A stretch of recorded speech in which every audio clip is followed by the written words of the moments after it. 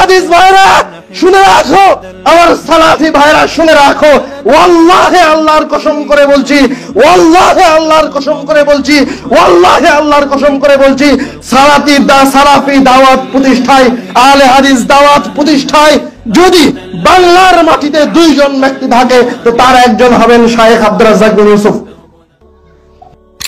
তৎকালীন সময়ে, সমকালীন সময়ে আহলুল হাদিসের দাওয়াত যারা বাংলার মাটিতে প্রচার করছেন তাদের মাঝে একজন উজ্জ্বল কর্ণধার হচ্ছেন শায়েখ আব্দুর রাজ্জাক বিন ইউসুফ,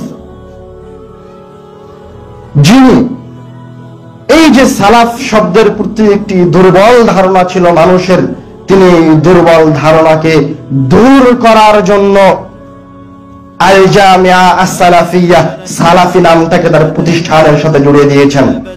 তিনি সালাফি কনফারেন্স নামে নতুন ভাবে কনফারেন্স চালু করেছেন, ইসলামী মাহফিল চালু করেছেন, এবং আমাদের অসংখ্য আহলুল হাদিস ভাইরা তাদের প্রোগ্রামের নাম চেঞ্জ করে নতুন নাম রেখেছে সালাফি কনফারেন্স।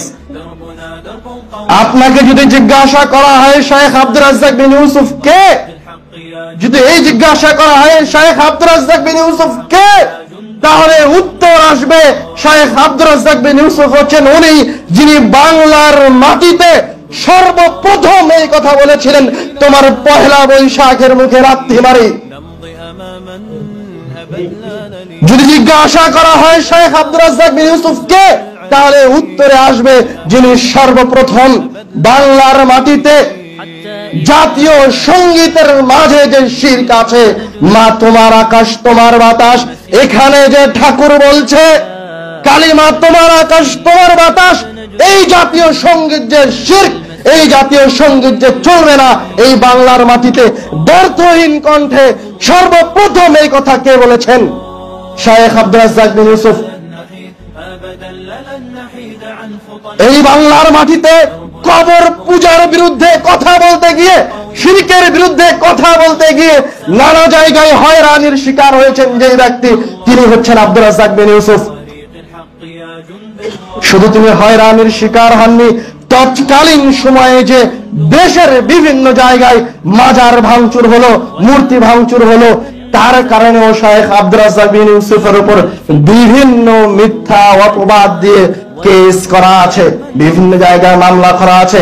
নারায়ণগঞ্জের মাটিতে শায়েখ আব্দুর রাজ্জাক বিন ইউসুফকে কবর ভাঙার কারণে, প্রথম কবর ভাঙার এই মিথ্যা অপবাদ দিয়ে প্রথম আসামির নাম উল্লেখ করা হয়েছে যাকে, তিনি হচ্ছেন শায়েখ আব্দুর রাজ্জাক বিন ইউসুফ। দ্বিতীয় আসামির নাম যাকে উল্লেখ করা হচ্ছেন তিনি হচ্ছেন শায়েখ আব্দুল্লাহ বিন আব্দুর রাজ্জাক। তৃতীয় যে আসামিকে উল্লেখ করা হচ্ছেন তিনি হচ্ছেন আমি আব্দুর রহিম বিন আব্দুর রাজ্জাক, মিথ্যা অপবাদ দিয়ে। কিন্তু কবর ভাঙার পিছনে এই কেস আমাদের উপর দেওয়া হয়েছে।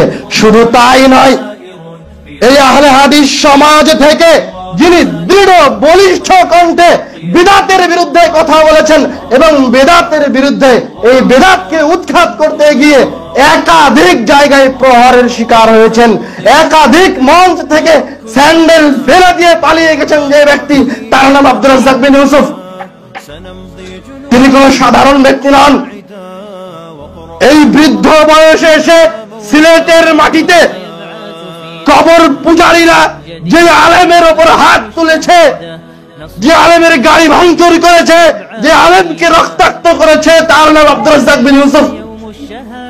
আপনি কিভাবে এই কথা জিজ্ঞাসা করেন যে আব্দুর রাজ্জাক বিন ইউসুফ কে? আপনি কিভাবে বলার সাহস পান আব্দুর রাজ্জাক বিন ইউসুফ কে?